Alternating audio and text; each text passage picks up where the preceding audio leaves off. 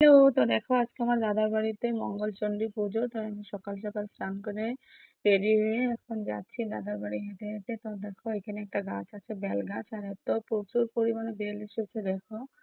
তাই একটু আমি ক্লিপ নিয়ে নিলাম তোমাদের সাথে শেয়ার করবো বলে। তো আমি দেখো ফাইনালি দাদার বাড়ি এসে গেছি। তো অনেক মানুষই চলে এসেছে। তো আমি 8:30 বাজে এখন আসলাম। দাদা তো মনে মনে খুব রাগ করবো, দেরি হয়ে গেছে। তো আমি আজকে উপবাস, আমি এখানে অঞ্জলি নেব। তো আমি ঝটফট করে এসে গেছি একটু হাতে হাত দিয়ে সহায় করবো বলে। তো দেখো একটু বৌদি, বৌদিটা অনেক ভালো। তো এখানে দেখো অলরেডি সবাই কাজ করছে। তারপরে তো মাকেও নিয়ে চলে এসেছে। এখন তো মুখটা ঢাকা আছে, পরে দেখাবো। এখানে সবজি কাটছে আর ব্রাহ্মণও চলে এসেছে।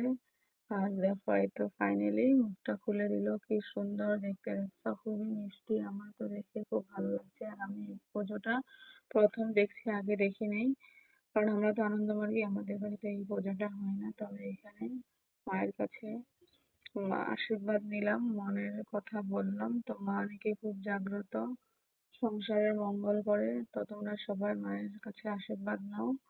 তারপর দেখো এখানে এখন সবারই পুজো করা হয়ে গেছে, সবাই আমাকে তেল সিন্দুর দিল আর সকলে সকলকে দিচ্ছিল। তারপরে এখন প্রসাদ কাটলো, খেতে দিল।